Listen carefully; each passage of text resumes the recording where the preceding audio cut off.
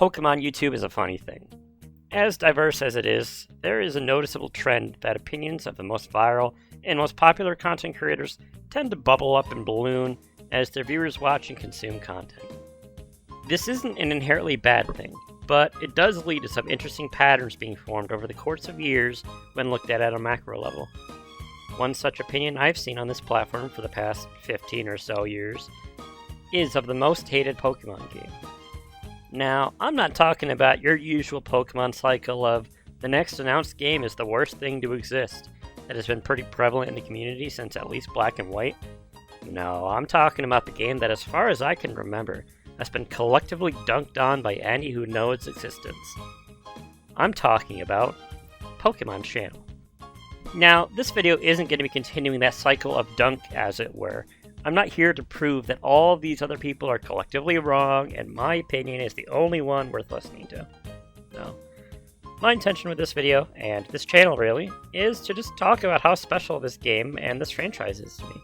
And maybe some of the points I bring up may make some of the design decisions in this game a bit more endearing than previously thought. With that introduction out of the way, I'm Prof. Geaver, and this is my deep dive on Pokemon Channel. Developed in 2003 by Nintendo subsidiary Umbrella directly after their work on Hey You Pikachu for the Nintendo 64, Pokemon Channel has the honor of being one of the first games for the Nintendo GameCube being shown publicly at Space World as the tech demo Meowth's Party. Umbrella as a whole would continue to work on Pokemon spin-off titles after this game's release, such as the Pokemon Rumble series and My Pokemon Ranch, but those are stories for another time entirely. Right out of the gate, Pokemon Channel is a game unlike most other Pokemon games that have released since and before its own launch. It's not a JRPG, or a dungeon crawler, or even a battle sim, as it's an adventure, digipet, and life simulation game. If that kind of gameplay style isn't for you, that's perfectly fine. But I feel like it's strange that a lot of the negative comments and reviews about this game have largely been talking about what kind of game that it isn't, rather than the game that it is. It'd be like getting your hands on the next Super Smash Bros. Game, and then getting angry that it doesn't have a card-based battle system. They're two completely different kinds of games, and it's okay that it's not like the rest. Now, what is the basic premise of Pokemon Channel? Well, you play the role of a human who works as a beta tester for a new television network for trainers and Pokemon to enjoy together.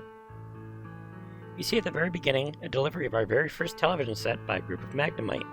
Our basic gist of gameplay is going to be watching all of the available programs and reporting our progress to Professor Oak as it continues to develop new programs for us to test. And in all this, we got a rambunctious partner Pichu, who is curious at the new programming and get into all sorts of hijinks. Like other simulation games, such as Animal Crossing, events will play out over the course of real days, with updates happening over the course of about a week of casual playtime. So it's not a terribly long game. But I think for the short time it is here, it is extremely packed with soul. Now, before we get into the deep dive of our adventures with Pikachu, there are some quick topics I want to bring up about this game. Such as, first, the voice acting.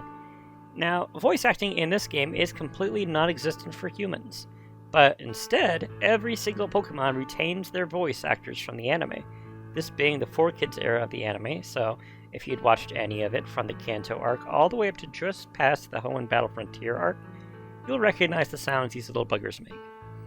Pikachu sounding like Pikachu isn't such a weird thing, as previous console games, Pikachu has retained his voice actress, Ikue Otane, and in Pokemon X and Y up through until Legends Arceus, Pikachu would even be the voice acted in the main series. However, what's unique here is that all these other Pokemon have their cries too, something that unifies them with the more cinematic aspects of the series with the anime. Pokemon Snap also had its Pokemon voice acted, but Snap has a really small selection of Pokemon available, and they're only very loosely interactable with them as you get to pose for pictures. I don't have any data on exactly how many Pokemon appear in this game, as nobody else seems to have this question online, but there's a pretty healthy selection of Generation 1, 2, and 3 Pokemon. Although it is easily noticeable that, just like with Pokemon Colosseum and XD Gale of Darkness, the Generation 1 and 2 Pokemon reused their models for Pokemon Stadium, with one exception, which we'll get into later. Next, I want to give some praise to the composer, Miki Obata.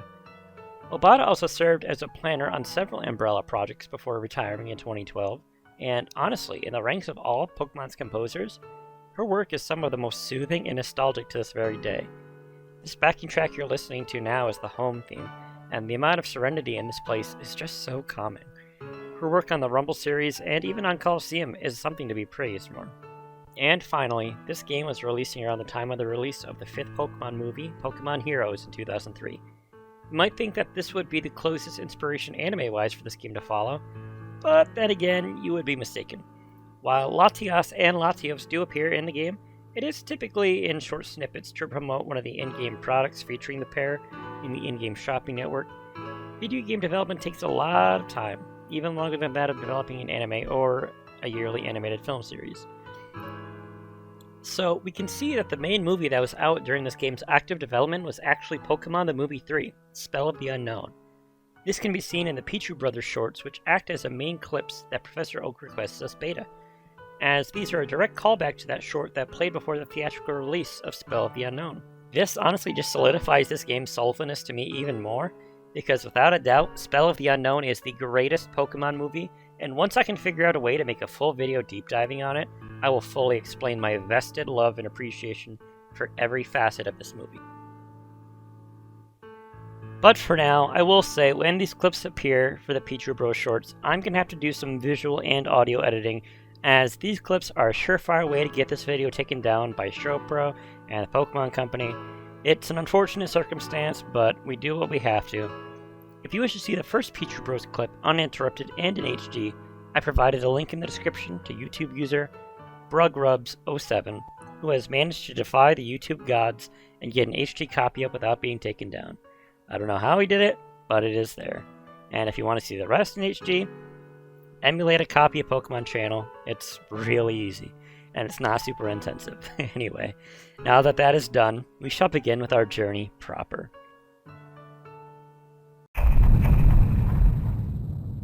On our very first day as a beta tester, we get our special delivery by some delivery Magnemites. Wait a minute. I don't know if they should be getting so close to the screen with their magnets. Oh well, I didn't pay for it. We meet up with Oak, who has been Wonka visioned into the TV, and we sign our name on this totally not legal paperwork. The default name for the beta testers here is Seth, so I figure I'm gonna spice it up a little bit and go with Seto. Oh, hell yeah! Time to watch some Pokemon Channel! All set up and organized, we're thrown into the Pichu Bros in Party Panic. The Pokemon Company has their sights set on me as we speak. Once that's done, we send in our first report and... oh, hey, hello little partners. We scare off the others, but Pikachu seems here to stay. It seems it's really interested in the television. And since Oak's tests are meant to be testing the programs for humans and Pokemon, he says, hey, why not? So from this point, we're going to check out some of the other channels. First and foremost, we have the PNF, the Pokemon News Flash. Our charismatic news anchor here will give us some details about the various news trends in our lovely little burg, with Team Rocket's Meowth of all Pokemon acting as a reporter. And this is the one example of a Generation 1 Pokemon that got a new model, and that is solely because of its appearance in the tech demo back in Space World 2000. Next up, we have Shop and Squirtle.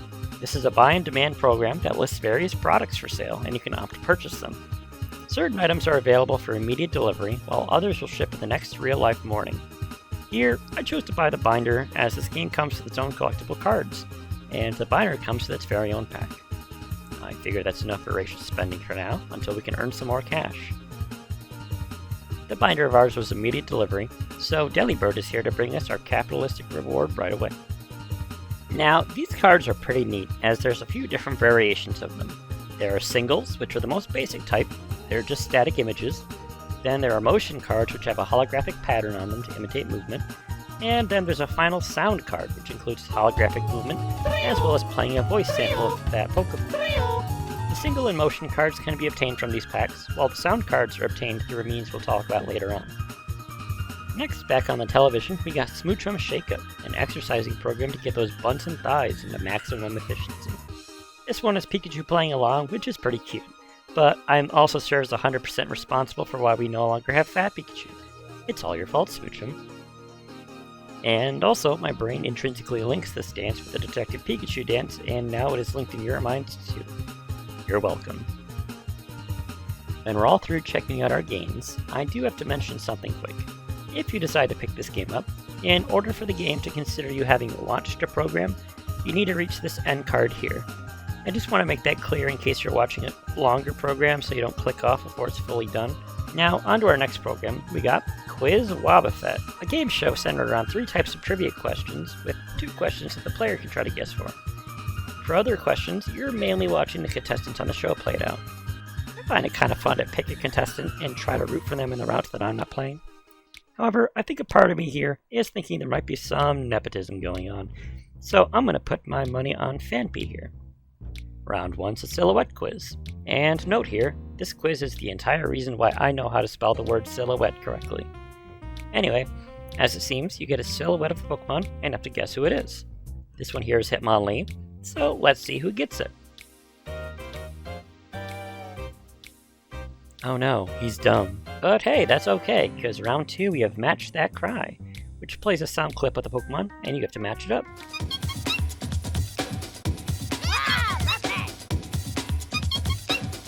This one's here is Togepi, so let's see who picks up.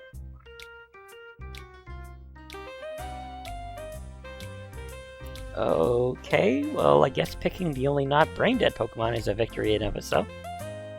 And the final type of quiz is the Peekaboo quiz, where you get a rotating sliver of a glimpse of a Pokemon, and you have to figure out who it is. This one here is Meowth. Next up is our turn with our own Peekaboo quiz, and this one's a little more than easy if you're familiar at all with Pokemon. Our options here are Latios, Latios, Latiara, god I love that one, and Latias. So 2 of which are actually Pokemon, and we see the glimpse of the red through the slit, we can correctly guess Latias. Guessing correctly gives us a chunk of change that we can use on the shopping channel later. The game continues for a few more rounds. Fanpy manages to guess correctly on his first ever go, so you go, sport. Unfortunately, since nobody answered 3 questions in a row, the only winners today were, well, me. I answered the second question correctly and got another 100 Poke quick and easy.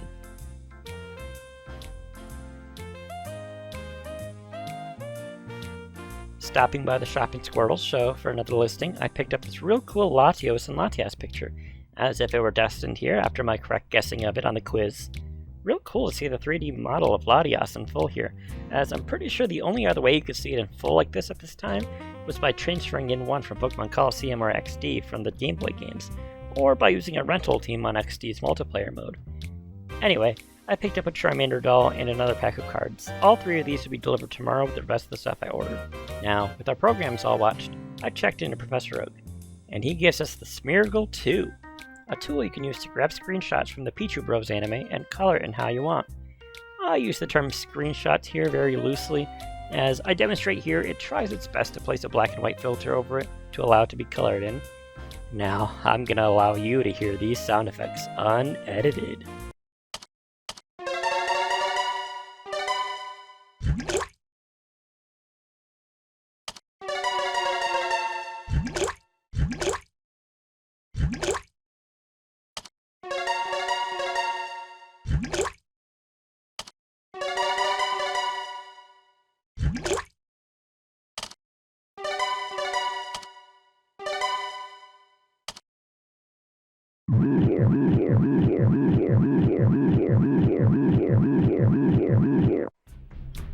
It's just so good.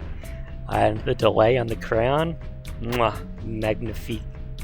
In all honesty, this part isn't great, and it's a surefire way to annoy every living human in a mile's radius. So I try my best to recreate the scene here, while also adding in some color commentary on the big lug himself, and giving our painting the title Modern Art.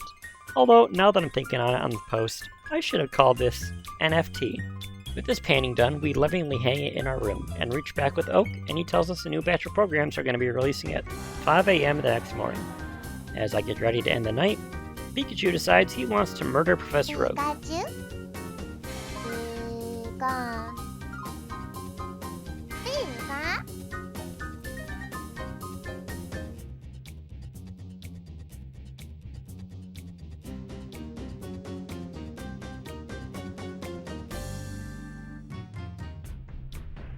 In serious though, his little joke ends up frying the TV, and we need to get a replacement shipped to us post-haste while ours goes in for repairs. Unfortunately, Oak seems to have unearthed his personal television from his childhood because this thing does not play in color. If you decide to play for the remainder of the day, you'll have to deal with this television. Fortunately, we're done here. So I shoo Pikachu out of my house, and I take a big fat nap. Good morning, world, and all who inhabit it. Day 2 in Mintail Town brings us a brand new, same old TV. Debroken, and we don't have to touch the old retro TV Oak plugged out of his garage. Now, this year, we get our first paycheck for the day, and we can begin checking out the new programs. First and foremost, though, we have our delivery from yesterday's shopping spree. We get our Latiats poster, the Charmander doll, and our pack of cards. Taking a look at our grabs, we've got quite a few stored away in our binder. If we can manage to get 25 cards, we can upgrade it, and so we're definitely going to aim for that. Now, for our new programs, we have Slowpoke's Weather Report. This is a handy channel, even if it doesn't seem like it. You get a semi-accurate prediction from this chunky boy on what the weather will be like. The weather outside will determine what Pokemon will be available for you to talk with, and yes, I said outside because there is an adventure game aspect to this game, and exploration of the outside is possible. We're just not going to be tackling this yet. I am a lug for watching television, as they say. And yes, this is one of those programs where you can feel a bit of irritation if you happen to change the channel before you hit that end card, as Slowpoke likes to take his time. Next up, we have Smeargle's Art Study. In here we have a fine gal if I've ever seen one, and we're going to discuss the merits of the unsung artist that honestly I think is going to go places. Although, last I saw on Smeargle's Twitter account, he tried to get his piece minted, and now I just have to burn it to the ground. Now, we're going to do our daily shopping spree and pick up a Diglett doll, another pack of cards, a Voltorb doll, a second pack of cards, and that gosh dang punching bag Wobbuffet. I decided against getting the Trico Partner Pad, as I'd want to get a Mudkip edition if I saw it. Next, I hop onto the quiz channel for the day to rack up some more money after our big spending. Our contestants are Fanpy, Cubone, and Whoopie Boy. Well, since Fanpy let me down last time and didn't win, I'm going to go for Whoopie Boy. In short, Fanpy got his act together and got 2 answers correctly before anybody else could get any right. But on the third question, Cubone pinged in and answered 1 right. That's okay, take your time. Now comes up the viewer question, and this one is pretty interesting for a fun fact. It's another peekaboo round, and we can pretty clearly see it's Meowth.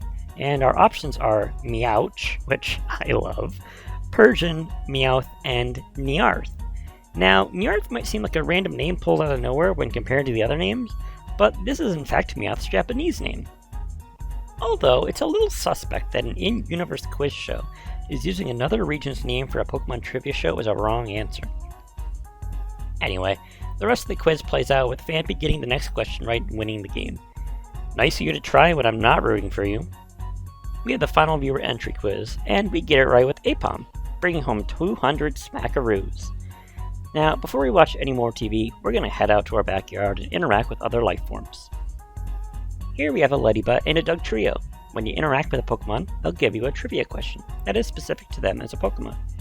For example here, Ladybug's asking about the details of where its fluid seeps out of. These are facts typically pulled from their Pokedex entries or episodes of the anime. If you answer correctly, you get that Pokemon's sound card. Now for a Dugtrio, the answer here is to soften it up.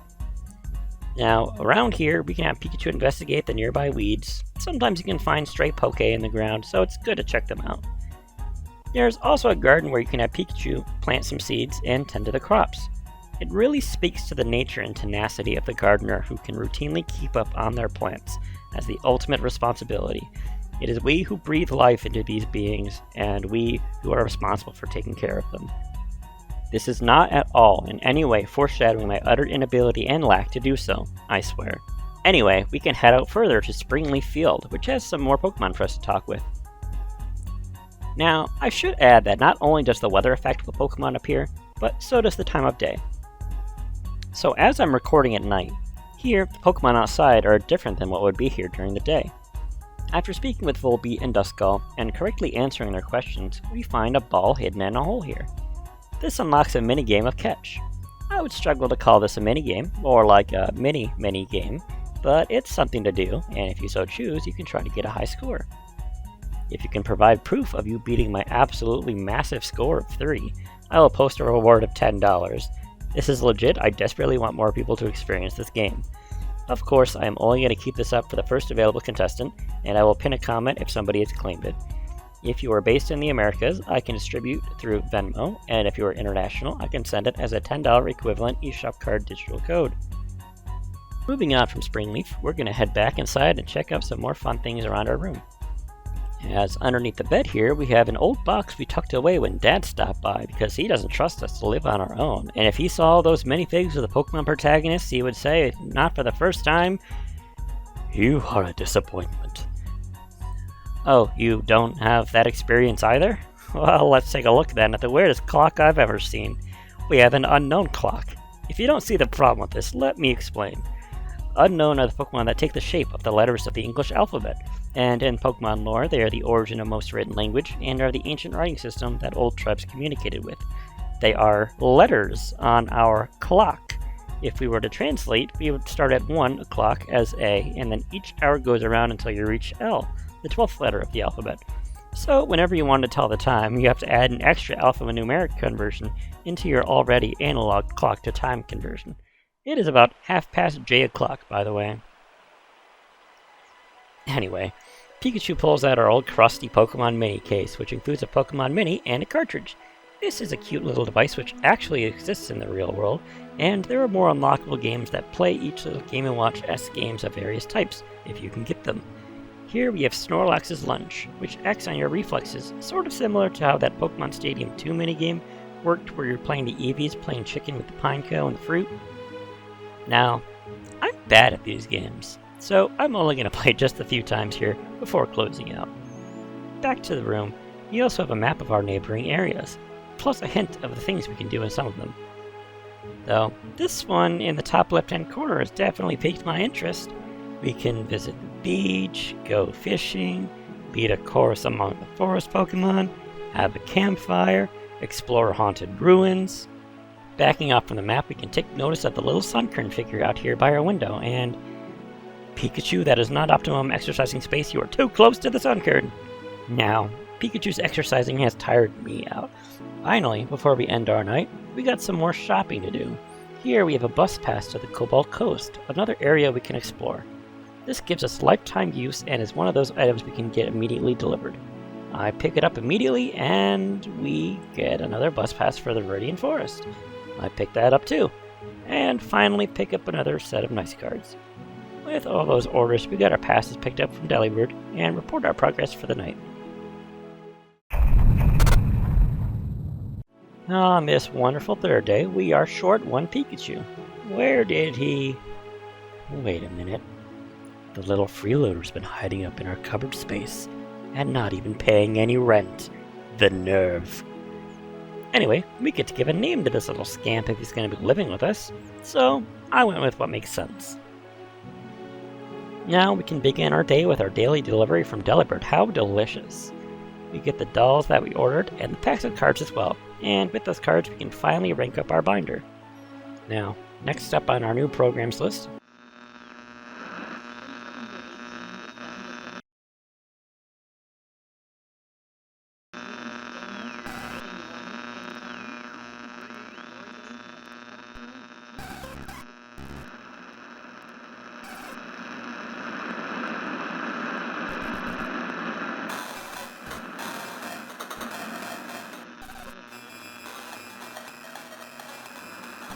we have the Examination channel, where you guess the Pokemon's name that's going to hatch from the egg, and in a certain time frame, it'll reveal if you were right or not. Now, this channel is a tricky one because the time to wait is pretty lengthy, and it does persist if you go watch other stuff, but you'll consider having watched the program in full if you see the moment the egg hatches. If you wait too late, it'll reveal you were right or not, and give you the reward if you were right. But you won't have qualified as watching it. I accidentally screwed this up, as it was right to be Torchic, but had to go back and guess for this white egg. Now, I guessed Ditto because I didn't really have a good guess, and it ended up being Charmander. Oh well, can't win them all. We get that one checked off and move on to the Fortune channel, Chansey's Fortune Cookie. Here we pick a fortune and, oh my, could it be love? Well, let me say, I'm certainly feeling a four-letter word for our no-rent-paying little brother, but I guess we'll go with that. Anyway, moving on to our shopping spree of the day, I pick up a snowfall pass, which allows us to travel to the third and final area. In actuality, it's the second area according to the game's classification, but we'll ignore that. Then we get a big boy, and he is sure Chunkimus Maximus. And finally, we get a new pack of ice cards. Can't complain at all on that purchase. Next, we go back around for a second round and skip getting a Gengar planner and order a purple Pokemon Mini, as well as a new Pokeball-style television. And then finally, for a third round of shopping, we have a new game in the Pokemon Pinball Mini. We get the games immediately, and then we're going to head back out to Springleaf Field, and hey, we got a very weirdly dark-colored Magnum Light with a camera, but that means that he's with the news. We film a segment for the news with Duskull, and now we should remember to check this out when it airs tomorrow. Now that we have our bus passes, I'm thinking we should head out to one of the new locales we got. We could have gone to one of these yesterday, but I feel like it was a pretty packed day, so let's go visit one now. But first, we have a Ditto out front that we can speak to in our front yard, who transforms into inanimate objects like a rock to avoid detection. And then we have the best Johto boy here in Cyndaquil, whose flames flare up when it is angry. Although everyone knows it is visually more interesting with the flames on at all times. Anyway, heading out to the Viridian Forest bus, we go for a road trip. Here we meet up with Clefairy and Butterfree, who each give us their cards after answering our questions correctly. And here we can go to a campsite since it is night when I'm playing, and we can have a whole cavalcade of Pokemon with Teddiursa, Trico, Mudkip, and Torchic. One by one we collect their imprisoned souls trapped in the essence of trading cards. We decide to head back home and play some video games in our video games, and I swear it takes me too long to realize how to operate this game of pinball. But when I do, boy oh boy, you can call me the most decentest Pokemon pinball player on this side of the equator. Next, I hop on a quiz channel segment to show you one trick you can do with these shows. You can skip ahead to the next segment by swapping off the channel and swapping back on. This does, however, remove your ability from playing the audience participation quizzes, as it would be much too easy to just skip to them and then get the money repeatedly. It does, however, work well for the shopping Squirtle, if you want to quickly scope out to see what items are on sale each time. Anyway, with that, we hand in our report and tuck in for the end of our third day.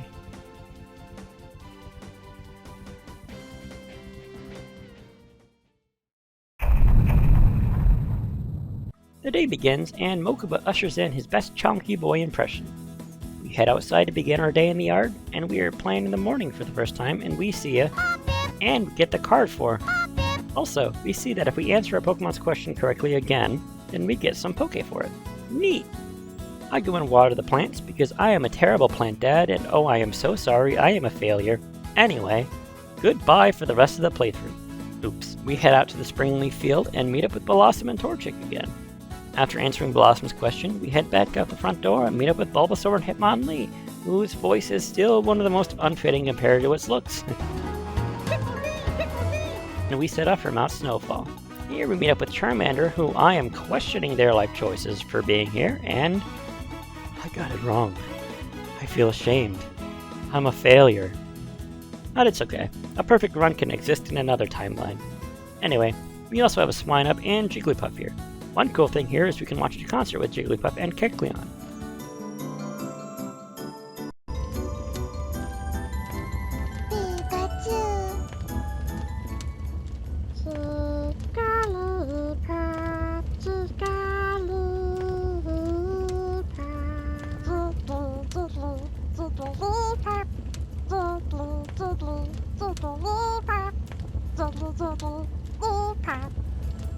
Back at home, we head out to the Cobalt Coasts, where we meet up with Togepi and Natu, who we're both successful with before we go fishing. This minigame gives you an illusion of choice, as your Pokefood here really doesn't do much. It's all up to Mokuba to catch us a big one, which we find with Starmie. Done with adventuring for the day, we head back home and set out to do some shopping, where we order another pack of cards and a new Pokemon minigame, Slowking Judge. It comes immediately, and I decide to pop it in and play. Now, this one's interesting. You make the call if the ball is either in or out. And what seems simple easily becomes tricky when we got volleyball legends that can perform acts such as these. With my terrifyingly super high score, I decide now is a good time to unwind with the next Pichu Bros episode. With that done, let's check out the news channel for our special feature, and... those cheapskates. They edited me out of the shot entirely. Here, let me fix their grievous issue. With that done, I buy a few more packs of cards and a Bulbasaur doll at the shop, and then tuck in for the night. We've got a short day ahead of here, as Mokuba has invited over friends, without permission, I may add, and the poor fool can't even operate the TV. Oak is quick to inform us that we can now use the Smeargle 2 in any other programs, but since I am physically unable to top my previous work of art, I dare not set the art world ablaze once more. We open up our daily delivery and unpack all of our cards and dolls, and we even unlock the next tier of binder. Cool. Next type of quiz channel, Odd One Out, where you guess if the group of Pokemon is going to end up in odd or even pairs. The longer you take, the less Poke you earn if you're correct, as I am not. Then next up, Smoochum is absolutely killing it on the airwaves as she gets another show, Smoochum Ranking. We get some totally objective rankings on Pokemon, where Smoochum ultimately confirms Wooper as the best Pokemon with 52 points. I agree. Then we get some opinion questions from various Pokemon, and we get some personal rankings, such as how many times you visited Springleaf, how many nice cards you have, etc. Next up, we have the Relaxation Channel, which is a Mareep farm, and... okay, yeah, this one's literally just counting Mareep. This is a bathroom break kind of show, so let's just move forward.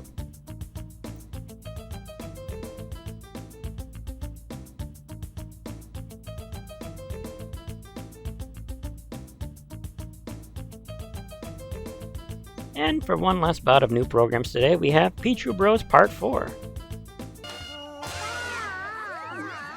looks like you're all ready to see the show.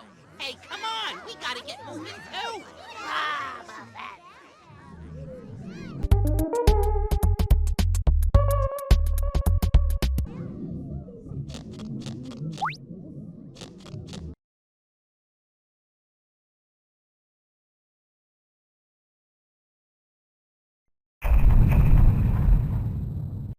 Penultimate, a word here in which means last, but one in a series of things, assortments, or conglomerations. A word which we won't think too much more longer, as we have breaking news!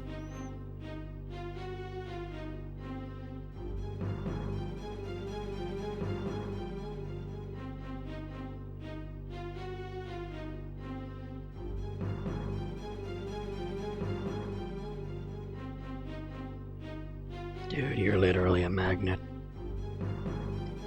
With this, we have an urgent mission that will demand our full attention. After we open our daily delivery from Delivered How Delectable, now that we have set aside all of our fun new things, wasn't there something else supposed to be doing? Something important? Oh right, the program! We dash out with Mokuba in a hurried frenzy, unable to tell if we will be too late, and all of Mintel Town will have to go without TV because of our lack of action, and... this bus is taking its time. And, oh, there it is. Has this bus driver no urgency? Doth they not know how urgent it is that we go to the mountains, far away from our house, where that Magnemite was flying above, where he must have yeeted that program disc? Anyway, we return here, and we have a chance of redemption at getting Charmander's soul. Card. Yeah, card. Now, with that out of the way, we'll head east and find some poison types greeting our way, and Misdreavus. We get all but Gengar's card, as Gengar is being a big old brute and blocking our way into this mysterious hidden temple. We quickly dash back to the bus, wait on our leisurely ride back to Springleaf so we can go ask Duskull to borrow his lamp, when he requires a blood debt in the form of a plastic ball. And hey now, I know where a certain ball is hiding, and if I get rid of the ball, nobody will ever have to know that my score for the ball was so low. A perfect life debt. We trade the ball for the lamp and double back around to this poor bus driver who is now has to travel back to Mount Snowfall carrying my dumbass along with my slightly dumber but more charming dumbass Mokuba. But not before Mokuba senses my harrowing sacrifice of our ball and my attempt to hide the evidence, and he launches an offense meant to mortally wound my very flesh casket. However, my determination has steeled myself for such an attack, and I repel him with maximum force. Anyway, Back off near Gengar, we shine the light in his eyes, and he runs off like a wuss. Take that, you ghosty. Now we enter the ruins of truth. A dark, oppressive atmosphere covers Seto and Mokuba as the derelict darkness encompasses their vision. Nothing but lone bulbs powered by electric energy to guide their way. Their journey has led, the two of them, to the bitter depths of the planet itself.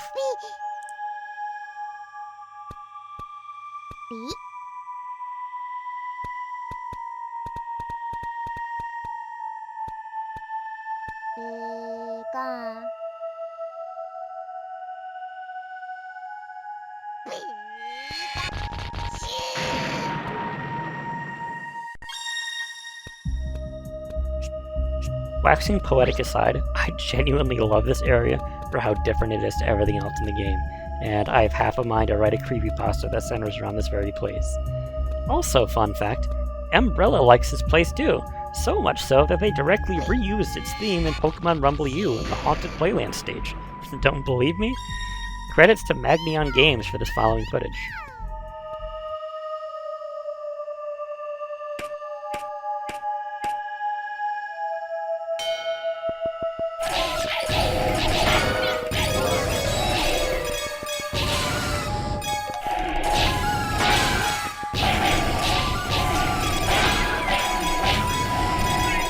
At the rear of the temple, we were given a riddle of utmost importance.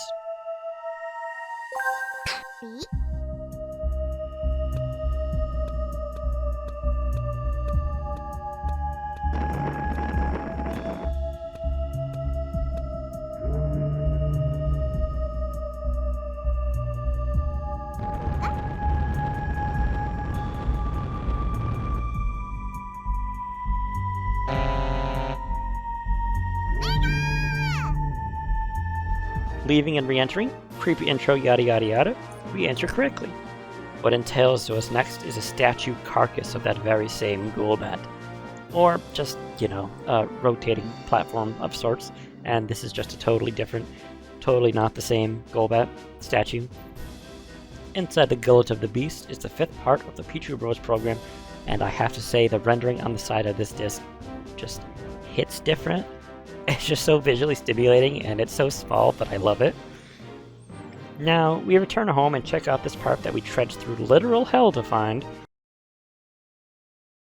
Side by side, it's Pichu and Pichu.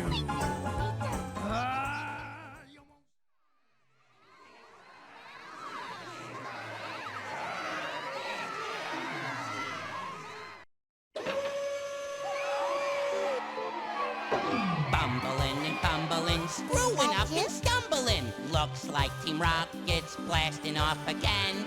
We're always stinking. It got me to tinking. And now me out has got the perfect plan. I'll throw a party. Admission will be free. It'll be a snap when they walk right in my trap. It's never been such fun stealing like a Pokemon. Humans ain't invited cause I said so. Once they hit the dance floor, that's when they're done for. This is one scheme even we can't blow. Yup, yup, yup, the party is so exciting! It's gonna be the biggest bash of the year. Yup, yup, yup, won't you tell us who you're inviting? Everyone knows anyone is gonna be here. Yup, yup, yup, oh, this party's not for fighting! Ice cream for everyone, there's nothing to fear. Go, cat, go!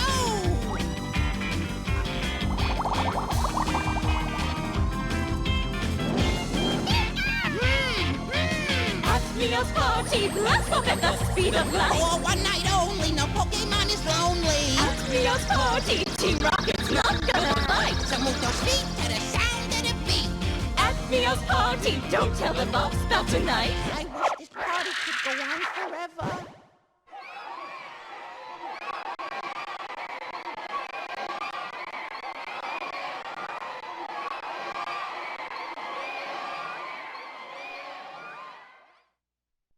With our final report, Oak congratulates us on a job well done and says that the beta test was immensely successful and that he's preparing a gift for us, and thanks that will be ready on the next day.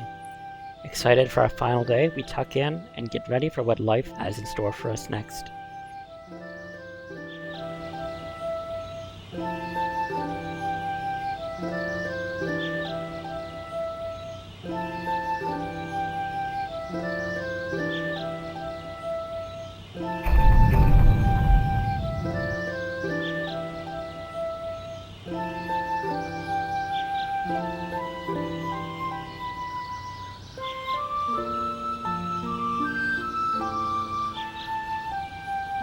And we both head over to the TV, and we see that the gift from Oak is the star projector, meaning we can take it to project the entirety of the Pichu Brothers anime, all 5 parts, onto the starry night sky. And suddenly Jirachi! Yeah, so over in Europe and Australia, if you had gotten to this point in the game, you would get to transfer Jirachi over to your Pokemon Ruby or Sapphire versions. We didn't get that over here, as our Jirachi was given to us if you'd pre-ordered Pokemon Coliseum and got the extra bonus disc on the GameCube. But anyway, we're gonna head to the campfire and join our friends on the crystal clear starry night. And yep, the credit sequence is copyright infringement galore, and ooh boy, this is something I have to do some workarounds here for. And that, by and large, is Pokemon Channel. It's a game I consider way, way overhated, and it's such a special little treat, and there isn't really anything else like it out there. It's such a shame that barely any info exists about it online. I mean, hell, even the page on Cerebi is bare. There may be some more features, but that is all we know of at the moment. More when the game comes out. Anyway, thank you guys for listening to me ramble for this long about a TV simulator Pokemon game. I want this channel to really be a love letter to my favorite aspects of the Pokemon franchise, and I hope I'm able to provide some entertainment while I do so. It's been Prof. Doc Geaver, and this lecture is concluded.